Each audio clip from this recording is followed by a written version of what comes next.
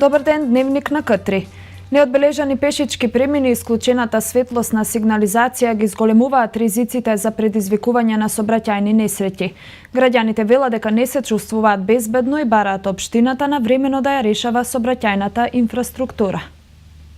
Неодбележани пешачки премини и често исклучената светлосна сигнализација, дупки и крпеници се секојдневна слика во Куманово, но токму овие навидум ситни недостатоци на урбана заедница со над 100.000 жители предизвикува чувство на несигурност кај граѓаните. Бараат проблемите тековно да се сенираат и решат. И покрај тоа што проблемот се провлекува веќе година дена, кумановци трпеливо чекаат повиканите да ги решат овие проблеми. Граѓаните се иритирани од неинвестирањето во сообраќајната инфраструктура, што и дополнително влија и врз ниската сообраќајна свест кај граѓаните. Пречи бидејќи треба да бидат обележени пешачките премини, да се знае да каде може да поминат пешаците, бидејќи може да се случи до несреќа. Никој не води ред. Не може да пројдеш ке те згазив. Требало би да се води ред, да има пешачки. Има прилично доста, пешачки премини кои не се обележани и тоа е. Добро, но многу луѓе овдека не ни поштуја, проваѓа свуда куде сакав, така е да и тоа не е правилно доста. Како не е проблем и за пешаците и за возачите е проблем. Необележено поминуваш, полицајцот те застанува и ти пишува казна да платиш. А тоа општината треба да си поведе ред и да си среди таа работа. Помеѓу време во Куманово неколку наврати дел од семафорите работат, дел не работат, што поради неисправност. Треба како да ви кажам, треба да се направат сите за да може да работат, да се знае. И семафорите не работив. Не може дали треба да застанеш или да пројдеш. Не ги гледаш дали работи семафори? Да, загрозено. И на пешачите и на возачите што возат. Пуно има доле актуалниска што е раскрсница тамо, има каде автобус кој се дешава стално да не работи и тоа. Ипак би тоа требало да се среди некој да преземе за нешто за тоа. На проблемот со неодбележаните пешачки премини, непостојање на тротоари, неинвестирање во инфраструктурата, неодамна подсетија од Општинскиот комитет на ВМРО-ДПМН и го повикаа првиот човек на градот повеќе внимание да посвети на решавање на инфраструктурните проблеми на Куманово. Дека зараснативе површини, ситниве депонии, асфалтни дупки и особено неодбележани пешачки премини не се шарена илузија произведена од новинарски камери и фотоапарати. Ниту пак некаква партиска герила преку ноќ ги однела тротоарите кои што некогаш постоеле. Туку се шарен производ на шарените лаги на локалните власти. Дамјановски рече дека до крајот на јули ќе заврши санацијата на улиците на површина од над 5 километри мрежа, пошто ќе следи одбележување на пешачки премини, која на терен ќе го спроведува јавното предпријатие Водовод. Сакам околу одбележување на улици да кажам дека е направено пробното пуштање на новата набавена машина по програма на ЕПА Водовод и во ток новија денови ќе почне масовно одбележување, бидејќи таа машина беше дел од тендерска постапка, набавена, направена обука на луѓе што работат на таа машина што одбележува. И не само општината, сообраќајната инфраструктура ја уништуваат и несовесни возачи кои само пред 2 недели уништија 2 семафори, едниот на крстосницата на булеварот 3-та македонска ударна бригада, вториот на Октомвриска револуција. Иако семафорите се поставени, граѓаните апелираат општината порешително и навремено да инвестира во сообраќајната инфраструктура, како превенција и еден од начини на зголемување на степенот на безбедност на граѓаните како учесници во сообраќајот.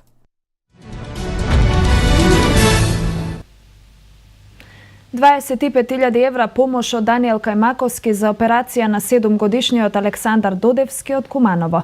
Паричната награда на твоето лице звучи познато, македонскиот пејач ја посвети на кумановското семејство кое не може да собере доволно пари за хирушкиот захват на Александар, кој боледува од цироза на црниот дроб. Болеста која кај него напредувала брзо довела до ситуација од која единствен излез е трансплантација.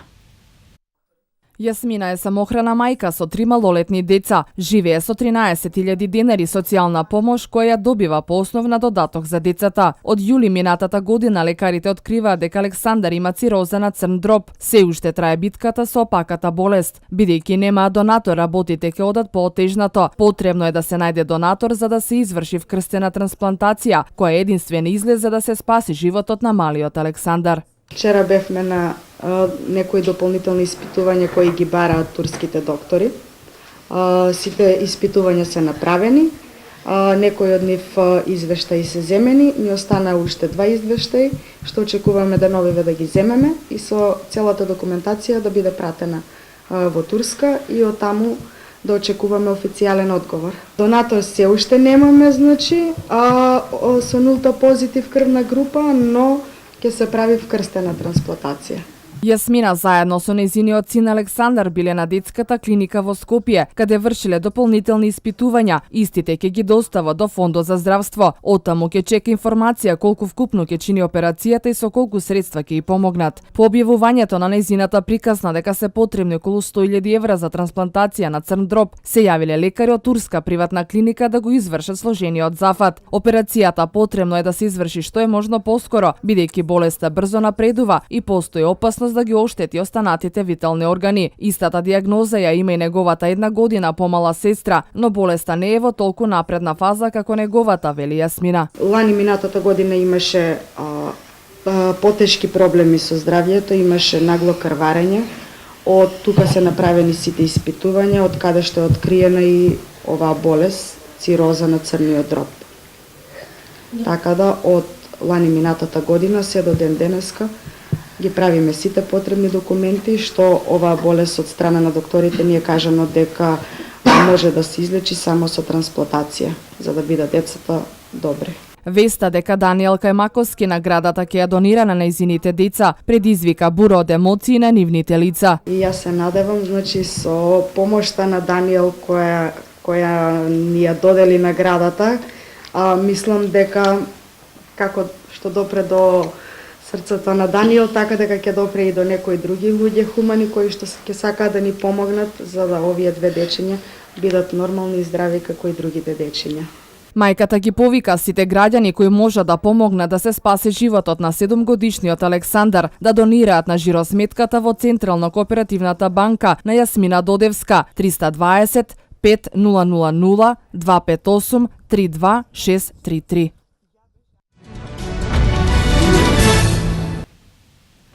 Од Царинската управа на Република Македонија информира дека во текот на минатите 2 седмици царинските службеници на граничен премин Табановце откриле мигранти, царинска измама и повеќе обиди за криумчарење, при што привремено биле задржани цигари, тутун, лекови, стоматолошка опрема, техничка стока и фалсификати.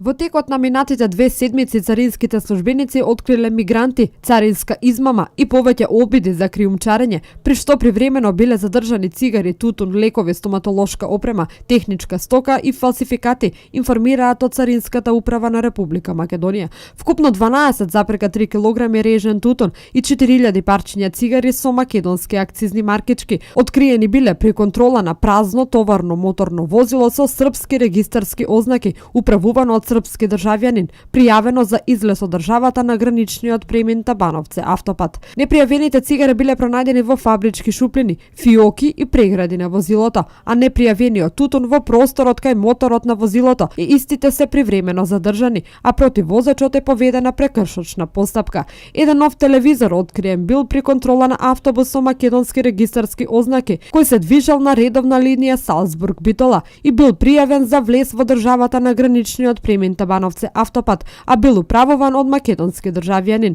Непријавениот телевизор бил пронајден на последните патнички седишта од автобусот и истиот е привремено задржан, а против возачот ќе биде поведена соодветна постапка, велат од Царинската управа. Во чест на 24 мај, денот на сесловенските просветители и учители светите Кирил и Методи, Унијата на жени на ВМРО ДПМН Крива Паланка организираше трибина на која се говореше за важност на светите браќа за македонскиот народ, идентитет, јазик и писменост. Во големата сала при локалната самоуправа на општина Крива Паланка се дебатираше за првите просветители, првотворците на азбуката, создателите на писменоста на македонски јазик со наше писмо, Свети Кирил и Методи. Вечерва сме тука за да дадеме значење и почит на словенските просветители Кирил и Методи, кои што имаат огромно значење за нашата култура, за развојот на нашата култура, нашата писменост, како на македонците, така и на сите словенски народи. За нивниот лик и дела, вечерва на оваа трибина, ние на овој начин го продолжуваме и нивното творештво. Важноста на настаните на кои се искажува почит кон оние чие што дело е испишано со златни букви во историјата на книжевноста на македонската писменост е голема. Јас како претседател на Комисија на култура при Унија на жени на ВМРО ДПМН Крива Паланка и група на македонисти од Крива Паланка и Ранковце сме вклучени во организацијата на оваа трибина. Ваквите трибини апелирам да бидат со поголем замав во иднина. Ова го организираме во чест на 24 мај, денот на сесловенските просветители, браќата Кирил и Методи. Сите знаеме колкава е нивната големина и важност за словенската писменост воопшто, секако и за нашиот јазик. Затоа сметам дека кога станува збор за вакви личности кои што извршиле една историска и културна пресвртница во историјата воопшто на сите словенски народи, сметам дека се почесто вакви трибини треба да се организираат и ова да биде стимул за идните генерации. По трибината присутните проследија и проекција на документарен филм за светите солунски браќа Кирил и Методи. Честитка по повод денот на словенските просветители Свети Кирил и Методи од Општинскиот комитет на ВМРО ДПМН од Куманово. На овој голем ден нашата татковина го слави празникот на словенските просветители Свети Кирил и Методи, основоположници на словенската писменост и литература, заслужни за културниот развој на сите словенски народи. Во нивна чест и слава на нас ни останува да продолжиме со создавањето трајни вредности за сестран развој на нашата држава и на македонската култура. По тој повод Општинскиот комитет на ВМРО ДПМН Куманово на сите граѓани им го честита овој голем празник.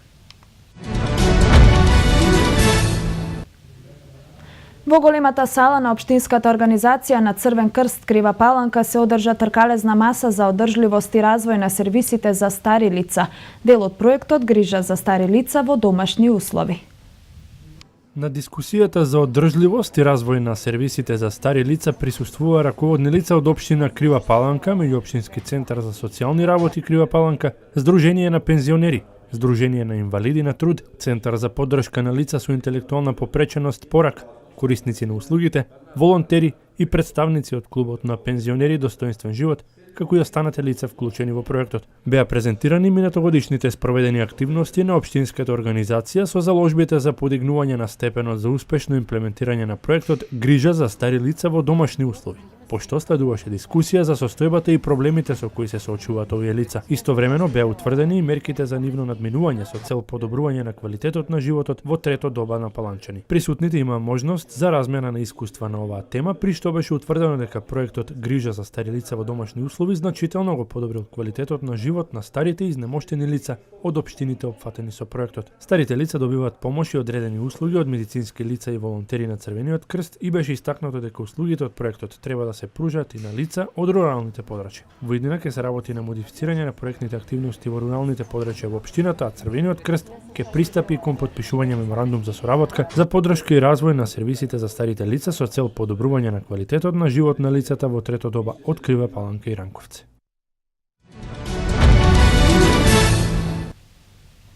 Во организација на Сдруженијето на пензионери од Куманово од Центарот на култура Трајко Прокопиев се одржа концерт насловен како Мајски ракувања. Пред полната сала пензионерите се представија со неколку различни точки. Сдруженијето на пензионери од Куманово во Центарот за култура Трајко Прокопиев организираше традиционален концерт наречен Мајски ракувања, кој се одржа по 15-ти пат. На концертот настапи културно-уметничкото друштво Ѓоко Симоновски и пензионери од Смитеревска Паланка. Посетителите имаа можност да проследат дел од активностите кои ги спроведуваа пензионерите. Како курзиотет оваа година ни се нашите пензионери од Смедеревска Паланка, културно-уметничкото друштво Донја Јасеновац.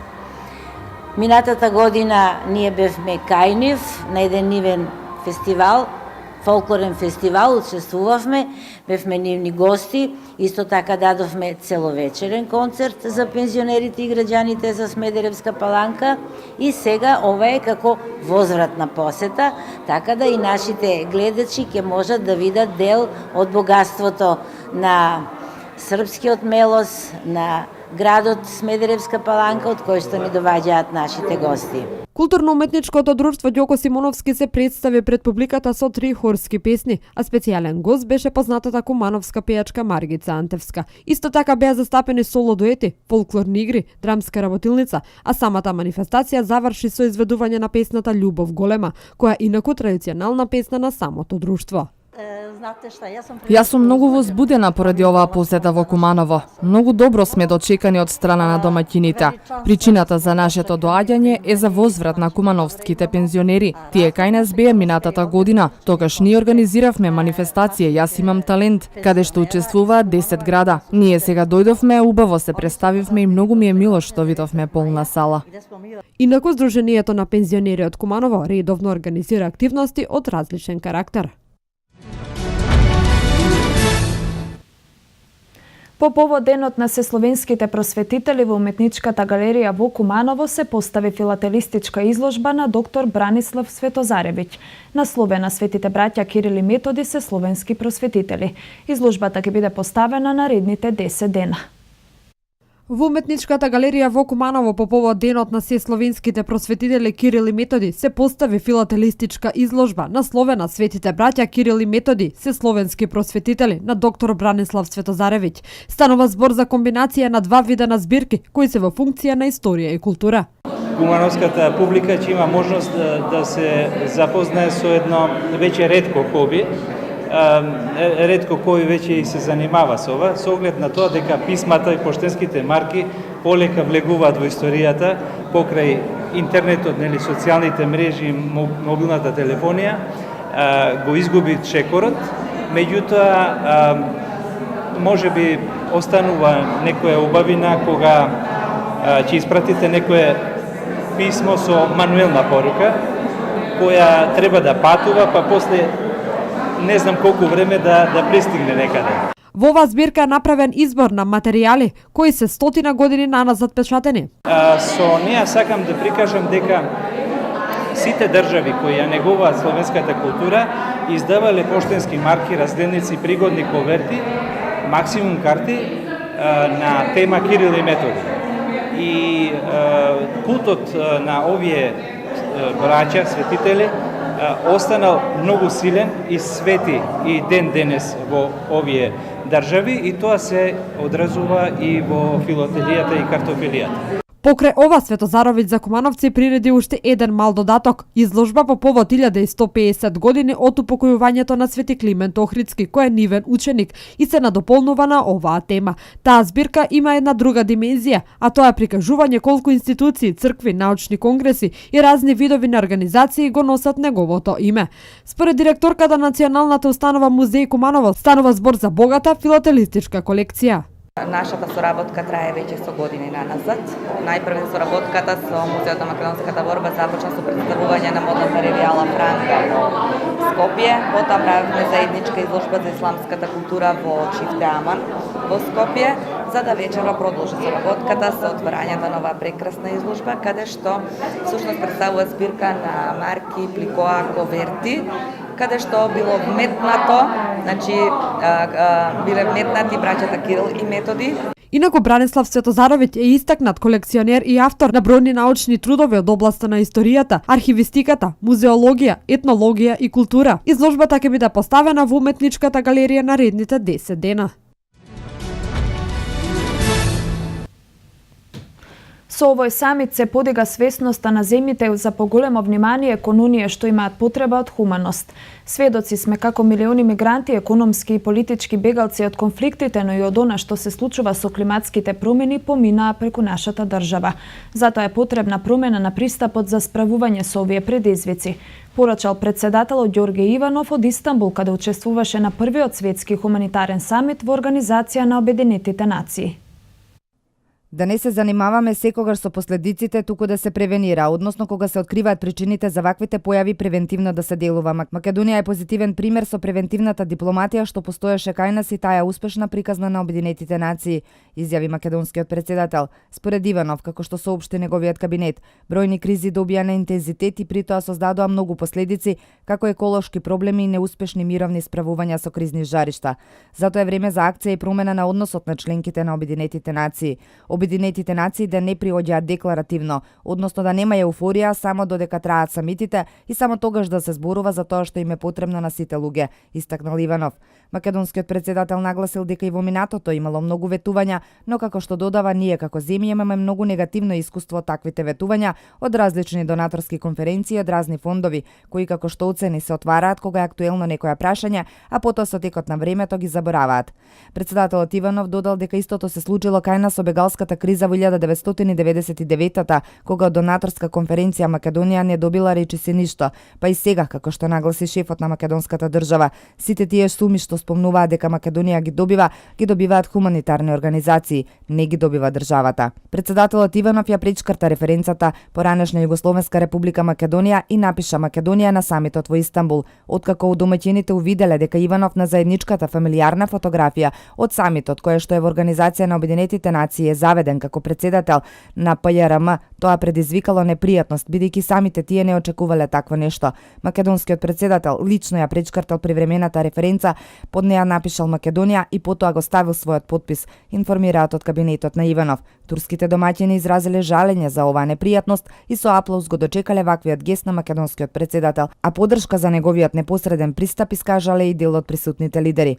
Во рамките на светскиот хуманитарен самит, вчера македонскиот председател имаше свое обраќање на пленарна сесија на тема политичко лидерство во превенирање и решавање конфликти и учествуваше на лидерскиот сегмент заедно со останатите шефови на држави и влади. Тој оствари билатерални средби со турскиот председател Реджеп Тајип Ердоган и со премиерите на Грција и на Словенија Алексис Ципрас и Миро Церар. На самитот учествуваат околу 5000 учесници, вклучувајќи шефови на држави и влади од 60 на земји, лидери од кризни региони, раководни лица на меѓународни организации, представници на приватниот бизнис сектор и представници од граѓанскиот сектор. Во рамки на манифестацијата Македонија во чест на Свети Кирил, денеска во Рим се одржа молебен на гробот во базиликата Сан Клементе. На молебенот со кој чиноначалствува митрополитот Тимотеј, присуствуваше македонската делегација предводена од председателот на собранието Трајко Велјановски.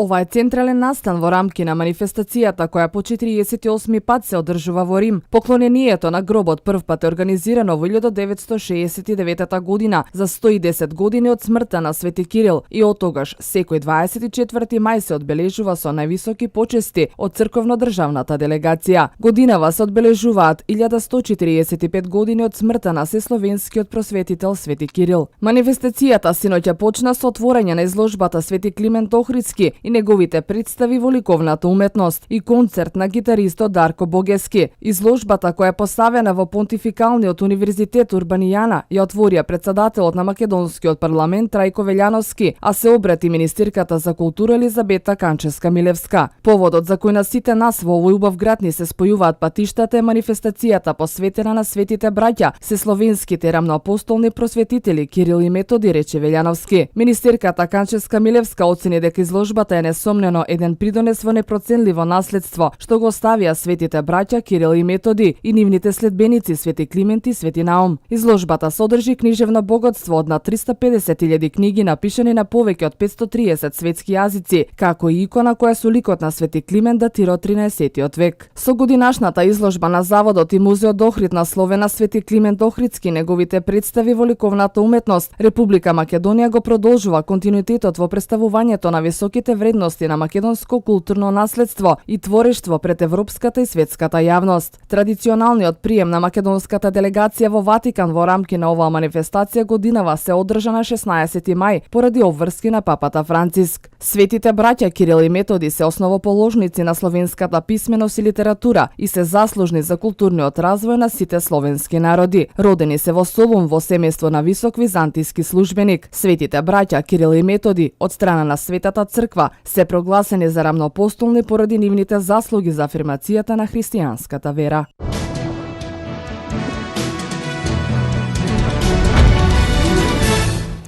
Грчкиот премиер Алексис Ципрас на состанокот со турскиот председател Ердоган изрази задоволство од досегашното спроведување на спогодбата меѓу Европска Унија и Турција, нагласувајќи дека приливот на бегалците значително се намалил. Свето денеска. Грчкиот премиер Алексис Ципрас на состанок со турскиот претседател Ердоган изрази задоволство од досегашното спроведување на спогодбата помеѓу Европската унија и Турција, нагласувајќи дека приливот на бегалци значително се намалил. Ципрас и Ердоган се состанаа на маргините на светскиот хуманитарен самит на Обединетите нации во Истанбул. Двајцата лидери во разговорот кој траел 45 минути се фокусирале на прашањето за управување на приливот на бегалци. Грчкиот премиер напоменал дека во таа смисла учеството на НАТО е од клучно значење. Тој го покренал и прашањето за турското нарушување на грчкиот воздушен простор, а владени извори најавија дека тие се договориле да активираат дипломатски канали заради смирување на ситуацијата. Од своите над 500 милиони жители, Европската Унија би требало да може да прифати 2 милиони бегалци и покрај тензиите меѓу земјите членки поради доаѓањето на стотици илјади азиланти минатата година. Ова мислење го изрази претседателот на Европската комисија Жан-Клод Јункер во говор пред лидерите во Европскиот парламент во Луксембург. Тој додаде дека се чувствува непријатно кога зборува со водачите во Јордан и Либан, кои се посиромашни од Европската Унија, но прифатиле повеќе бегалци. Истовремено Јункер го коментира договорот помеѓу Европската Унија и Турција, велејќи дека не може шверцерите да се единствените кои ќе профитираат помеѓу две членки на НАТО, Грција и Турција, поради некоординиран европски систем. Претседателот на Европската комисија повторно ги осуди и едностраните национални одлуки во однос на кризата со бегалците. Најмалку 145 лица загинаа, околу 200 се ранети вчера при серија напади во крајбрежните сириски градови Тартус и Џаблех, кои се под контрола на силите лојални на претседателот на Сирија Башар Ал-Сад. Според жителите на Тартус, една од целите на нападите во овој град бил и камп во кој се сместени внатрешно раселени лица од други делови на Сирија. Според сириски владини извори, нападите били извршени со 7 експлозии, кои одекнале речиси истовремено. Меѓу целите на нападите биле автобуски станици и една болница. Одговорно за нападите презеде групата Исламска држава, која во сопштенијето објавено на интернет наведе дека нивна цел била припадниците на алавитското верско малцинство на која му припаѓа и претседателот Асад.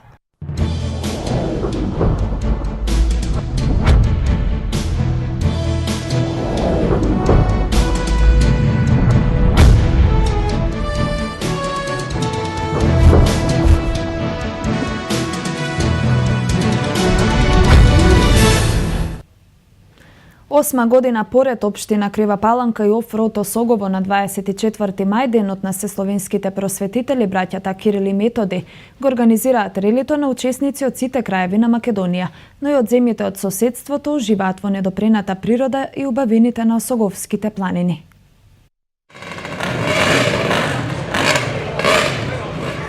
Осмата поред авантуристичка манифестација која одблиску ги доловува сите убавини на Осоговските планини, Рели Офроуд Осогово, и годинава традиционално се одржа на 24 мај, денот на сесловенските просветители, браќата Свети Кирил и Методи. И годинава манифестацијата започна со пријавување на учесниците на собирното место, градски плоштад Крива Паланка. Тргнува од Крива Паланка преку Можевњак, па доаѓаме на територијата на општина Кратово, поминуваме повторно по територија на општина Крива Паланка, доаѓаме на тромеѓето на каде што е Крива Паланка, Кочани и Македонска каменица. На езерцето се спуштаме во градот и доаѓаме во манастирот. Значи по 8 пат еве имаме добар интерес, што е најинтересно, имаме многу гости од цела Македонија, имаме од Охрид, од Штип, од Куманово, од Скопје, имаме од соседна Србија, од Лесковац. Договорено е да на езерото Зедовица се сретнеме со луѓето од Пробиштип кои ќе дојдат, ќе се придружат на групата. Од тука идеме на Цареврв, каде што ќе дојдат со джипови, со мотори од Кочани и од Македонска каменица.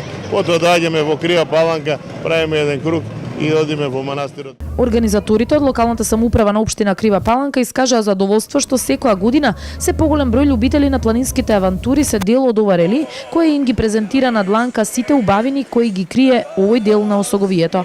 Доаѓаме од Скопје, повтор пат сме на оваа манифестација. Ни се бендиса, така на Осогово се вози, интересно. Така, со какво возило учествувате, колку умина сте вклучени во вашата тура? 4 сме ние со Defender. Кога има добра организација, ние доаѓаме на вакви тури. Спремни ли сте за турата? Од каде доаѓате? Од Паланка, Крива. Колку пати до сега сте учествувале? Прв пат. Што ве привлече за да учествувате? Моторите. Природа. Прв пат учествувам во Крива Паланка. Така ви привлече планинската авантура, а колку време возите мотори, дали учествувате на други вакви авантури? Не, прв пат учествувам. Од Скопје доаѓам, од клубот 4x4.mk. Традиционално е ова ваше учество во Кривополаничкото рели Калин Камен? Да, традиционално веќе 4-5 пат доаѓаме овдека. И дружењето е побитно, значи се вози по планините на ова преубава планина. Препорачувате и останати ваши пријатели и учесници на вакви авантури да дојдат да учествуваат на офроуд Согово? Па секако, гледам дека од цела Македонија се собрани овдека, секоја година традиционално доаѓаат. Има и од Србија доаѓаат, има од Бугарија.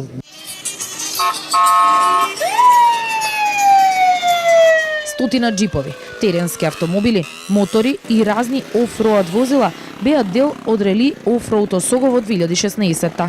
Ние го проследивме почетокот на убавото планинско дружење на тркала, а детали и сумирани впечатоци од авантурата очекувајте во следните информативни изданија.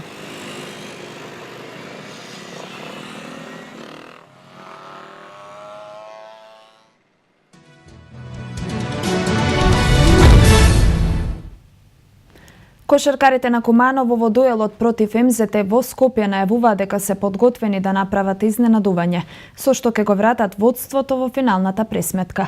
По слабата игра во вториот надпревар дома кога беа поразени, кумановци со голем мотив го очекуваат третиот надпревар во кој доколку забележат победа може да биде клучен во борбата за титулата. Ова екипа на Куманово се уште не го кажала последниот збор во финалната пресветка против МЗТ, каде моменталниот скор е 1:1.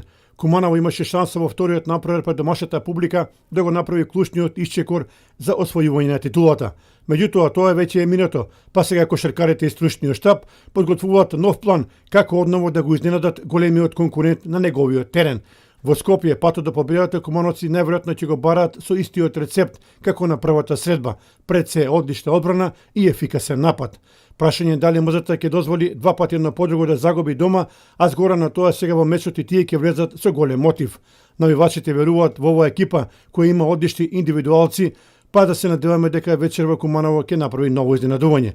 Едно е јасно, против МЗТ сите кошаркари ќе мора да дадат се од себе, да се борат за секоја топка, а тогаш победата може да стане реална цел.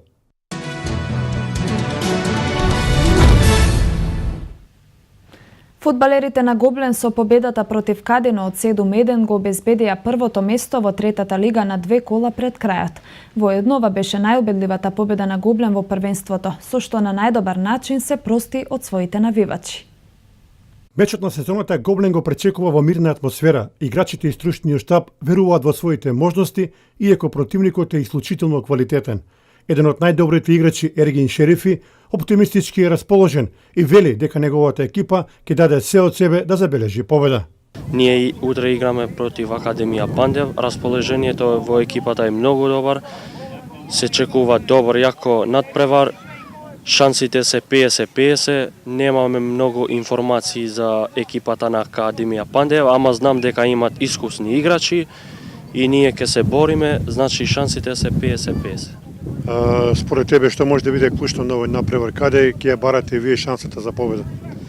Па клуч на овој надпревар мислам дека кај нас ќе биде средниот ред.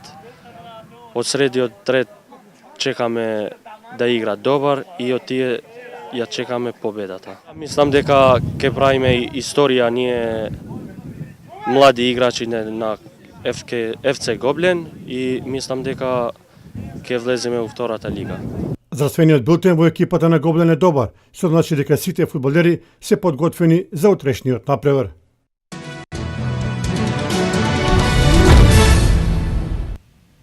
Во финалето на источната конференција во НБА лигата станува интересно, откако екипата на Торонто успеа да израмни на 2-2 во пресметката со Кливленд. Торонто успеа да израмни во финалето на источната конференција на 2:2, откако во вториот дуел пред своите навивачи славеше против Кливленд со 105-99.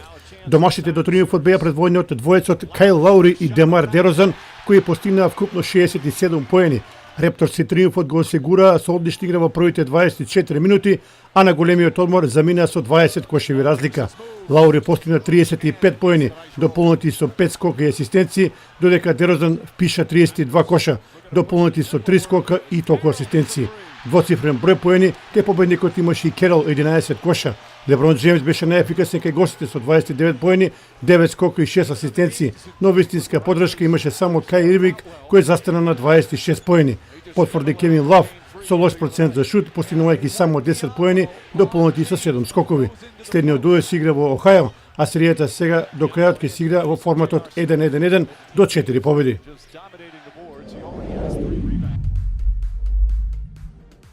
После освојувањето на двојната клуна во Италија, Јувентус има желба следната сезона да доминира во Европа, а за тоа да го реализира, потребно е да го сочува костурот на екипата.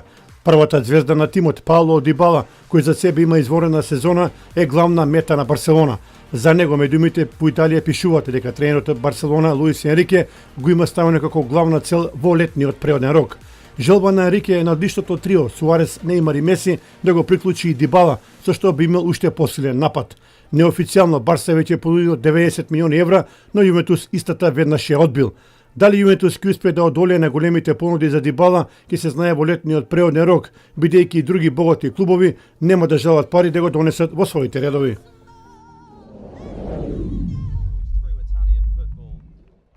Лацио веќе неколку сезони тоне во просечноста на италијанскиот фудбал, неколку класи е за Јувентус, но претседателот Клаудио Лотито ќе се обиде да го врати сејат на тимот со ангажирањето на Чезаре Прандели за тренер за следната сезона. Со лацијарите во последните 10 дена беа поврзувани неколку квалитетни тренерски имиња, но според последните информации, изборот на Лотито паднал врз Прандели, тренерот кој ќе има задачата да го врати Лацио на патот на успесите. Прандели беше селектор на Италија од 2010 до 2014 година, а потоа имаше неуспешна матура во Галатасарај. Тој во последниот период беше поврзан со некои италијански прволигаши, но ја прифатил токму понудата на Лацио за двогодишна соработка која ќе изнесува 2 милиони евра по сезона.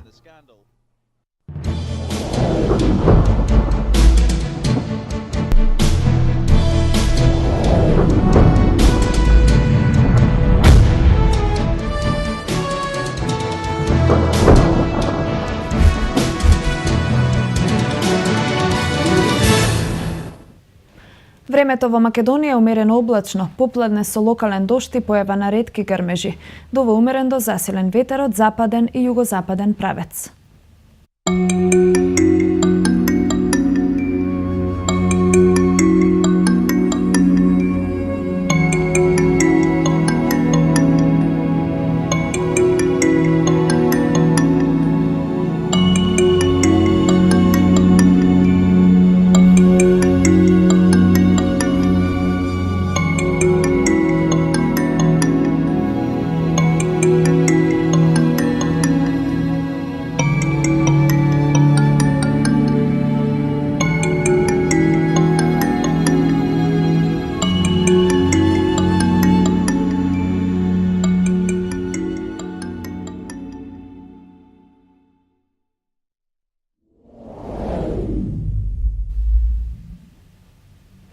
Тука е крајот на дневникот. Ви благодарам на вниманието. Пријатно попладне.